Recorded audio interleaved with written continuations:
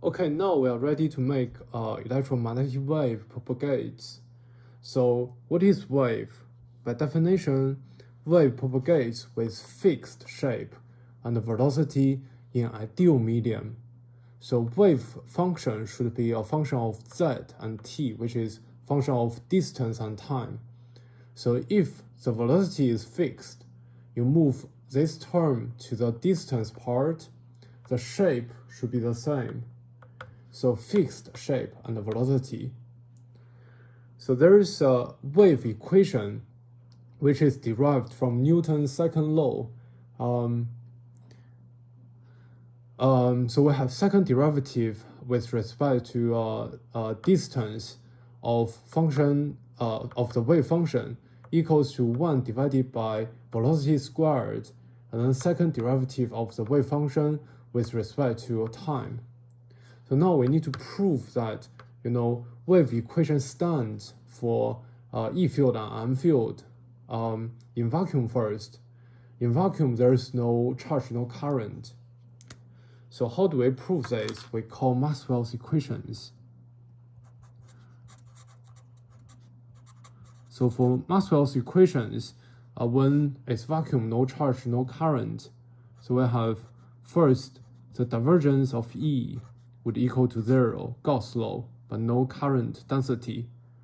And then we have the second one, we have the divergence of B always equal to 0. There is no magnetic charge at all, anywhere, anytime. And third, we have the curl of E equals minus dB dt. So that's Faraday's law. And then finally, we have curl of B equals to, there's no current, so we only have mu 0, epsilon 0, and then dE dt. We only have the Maxwell's term. So now we call, in order to prove this, we call a mass rule.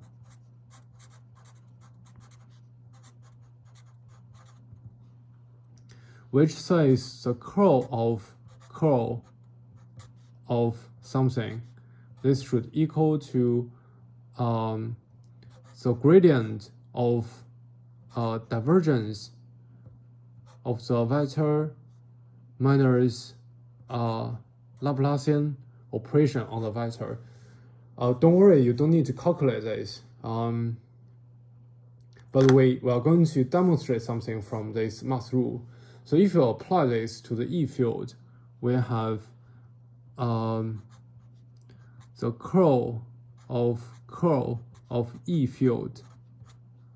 This equals to gradient of divergence of E field minus Laplacian operation on the E field. So on the right hand side, we have the divergence equal to 0, so this will equal to minus Laplacian operation E field. And on the left hand side here, we have the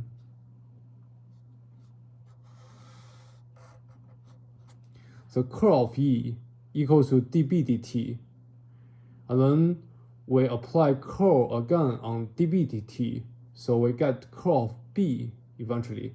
So what we have here would equal to minus mu 0 epsilon 0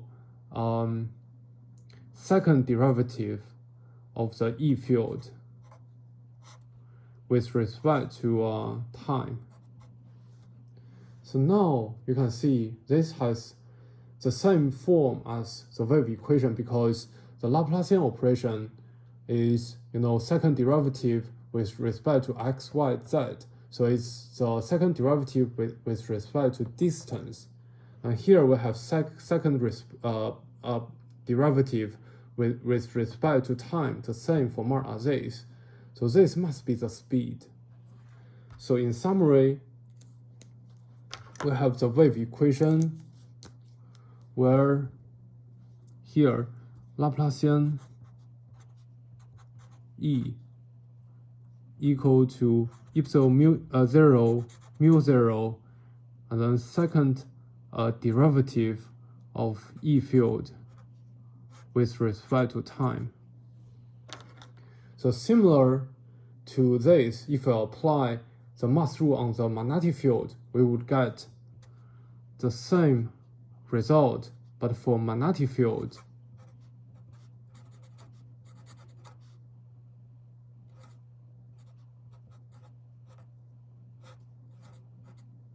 Sorry, dB. So B and E. So they both comply with the wave equation. So this means that free space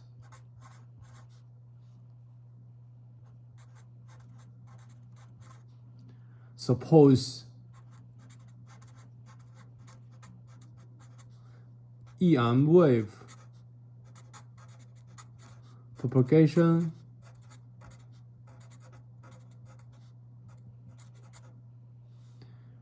at speed. What is the speed? It's actually speed of light. So we actually have C equals to 1 divided by square root epsilon 0 mu 0. This equals to 3 times 10 to power 8 meter per second. So how amazing is that? So this actually confirms that wave equation stand for E and B, and it wouldn't happen if we don't have Maxwell's modification here. Okay, so what happens for E and B in linear media? So if it's not free space, like what happens to the wave equation for E and B field in fiber, for example? We have the wave equation for E and B in linear media. So we also call Maxwell's equations, but the first three of them are the same. Only the fourth of them become the curl of B now equals to mu epsilon and then dE dt. Okay, so only this. And if we apply mass rule, we'll get similar result to this, but we need to replace epsilon 0 mu 0 with epsilon and mu. So what we have here would be Laplacian on E equal to epsilon mu d square E, and then second derivative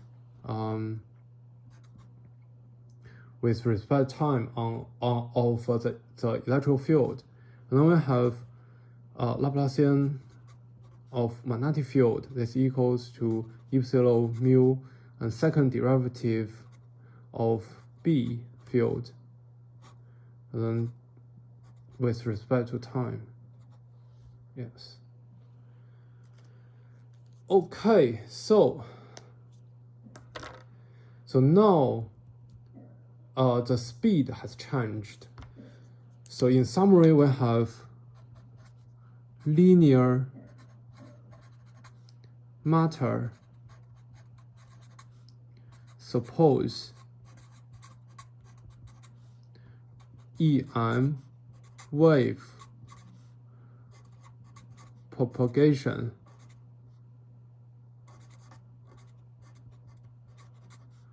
at a slower speed,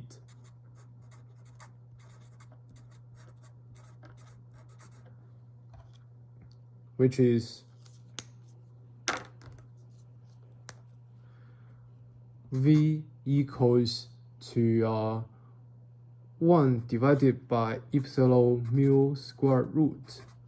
So how much smaller compared to C? We have C divided by N.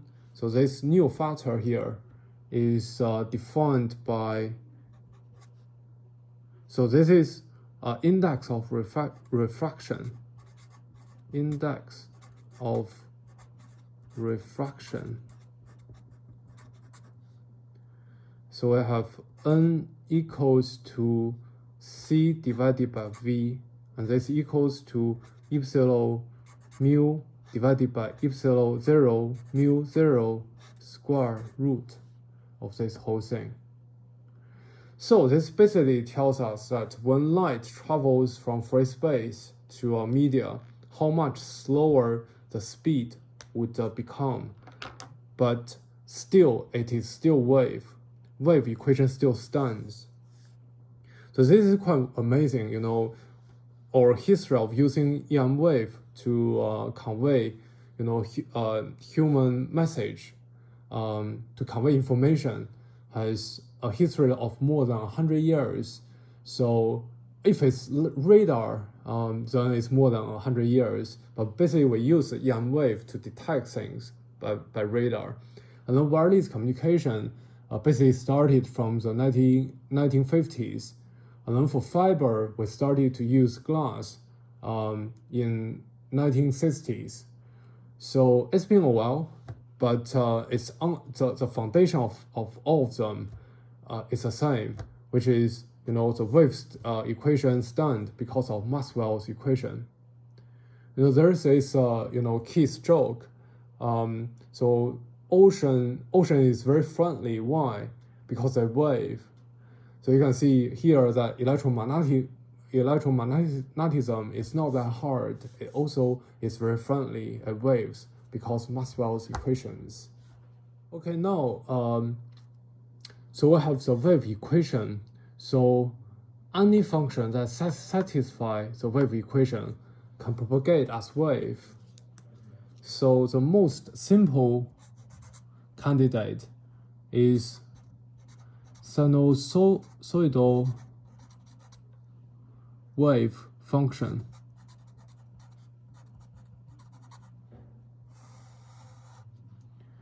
Where we have the function, the wave as a function of, you know, distance and time. This equals to a cosine, and then k z minus vt plus a phase constant delta. This equals to a cosine kz minus omega t, and then plus delta. Okay, so let's look at these parameters. So first, obviously, we have A is the amplitude.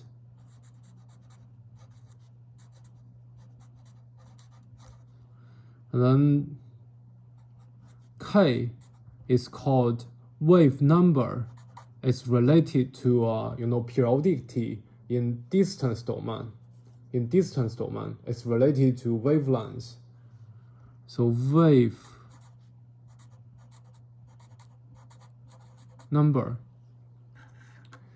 And then we have v is the velocity.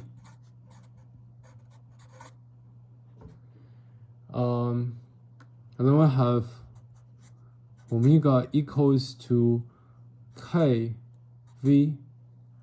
So that is, so here omega equals to k v. That is angular velocity.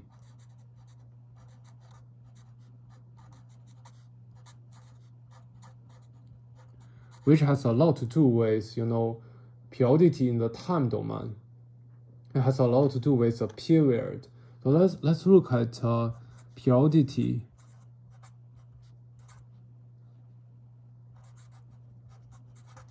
In distance domain.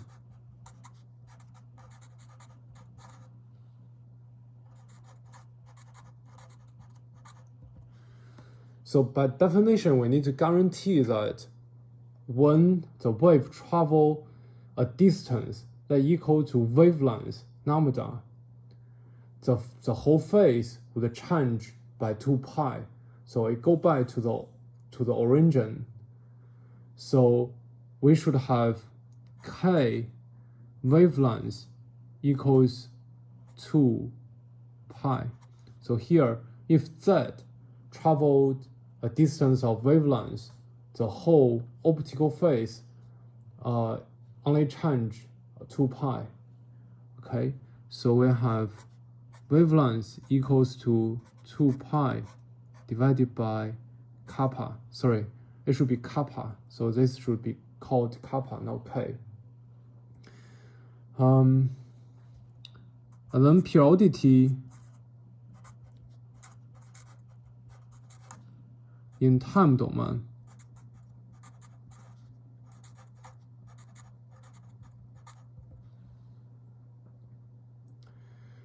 So if over a period of time t, then by definition the optical phase should change 2 pi.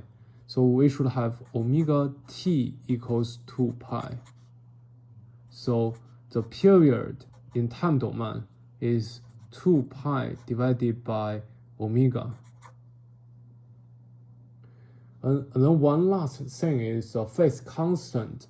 It doesn't normally has any significant impact. So normally when we have light travel from one medium to another, there will be a phase constant added to the optical phase, but normally it doesn't have a significant impact. So we have phase constant, because the phase constant can be absorbed into here or here. So let's have a look here. So if we have delta equals to k some z0, then this equation becomes a cosine k z plus z0 minus omega t.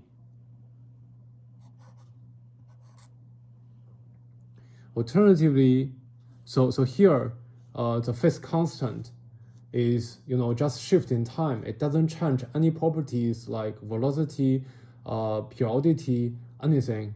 It doesn't change amplitude, anything. Just delayed in distance.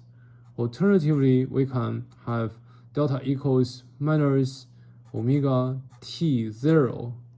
So then the function becomes zt equals a cosine, and then kappa z minus omega t plus t0. So the phase constant is equivalent to a delay in time. So it doesn't normally have significant impact on any of the wave properties. Okay, so the most basic function is the cosine function, but we actually often use a complex wave function.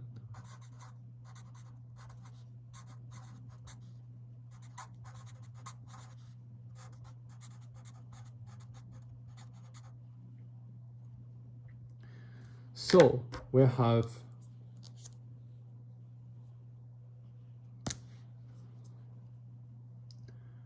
f tilde z t equals to the complex amplitude, and then the propagation function I kappa z minus omega t.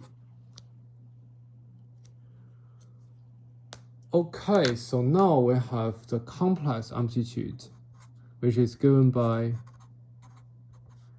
A, E, I, the phase constant. So this is a complex amplitude.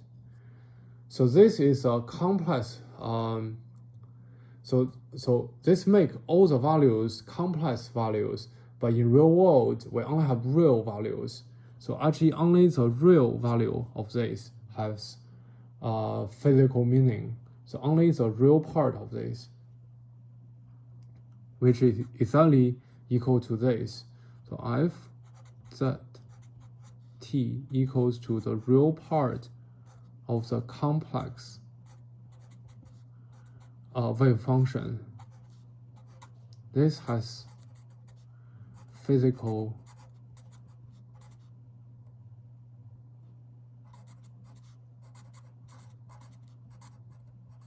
meaning. So why we use complex value, we can avoid trigonometry.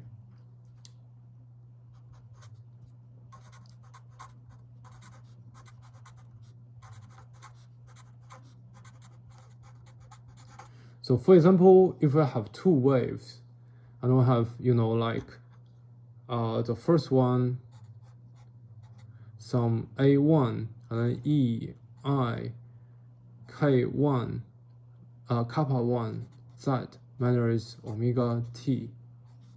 So this equals to some function of, A1, E, I, and then some function of kappa 1, and then Z minus omega t. So it's very obvious that the amplitude, they have relationship, and then the wave number, they have relationship.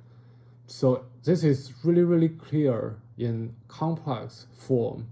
But if we put it in cosine, we'll be tempted to do trigonometry. Okay, so finally, our purpose or ultimate goal is to have wave function for fields, for E field and B field, so that we can propagate the EM wave. So finally, we have complex field wave functions. So basically, we add direction for this. So let's express this in this way. So we have a complex and with a direction. So this equals to a polarization. So we have a complex vector, and then we have the propagation function, which is a scalar, kappa z minus omega t. So this here is a polarization.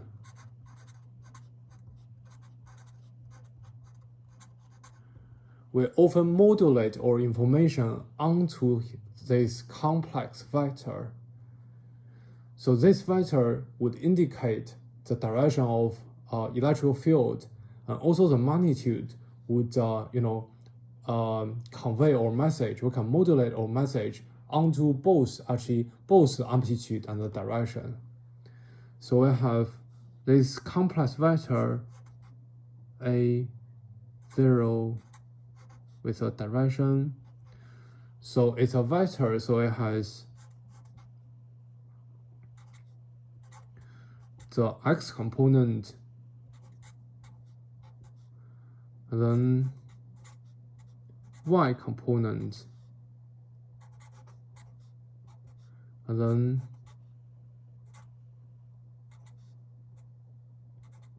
z component. So ideally, we want to prove that EM wave is transverse, which means polarization has S component and Y component. It doesn't have Z component. and then the wave propagate towards z component. Towards z direction. So what we want to prove by calling Maxwell equation is here 0 z.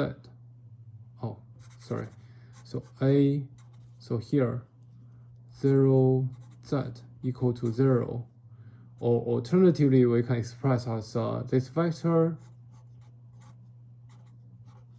dot z direction equal to 0. So we need to be very careful about these two components. So first of all, this polarization is a complex vector. It has direction, but it's a constant because we already modulate our information or message on the amplitude and direction. So this should be constant, but it's a vector. And the second part here is, propagation function. So it's a scalar function. It doesn't have direction, but it varies with z and t. So later on, when we do, derivatives with respect to z and t, I only concern here. But when we talk about component polarization, x component, y component, we're talking about polarization. Only this part. So without confusion, we often just delete this because we know wave would propagate with over time and over distance. So we can delete this. This would make our expressions for derivatives more readable, more neat.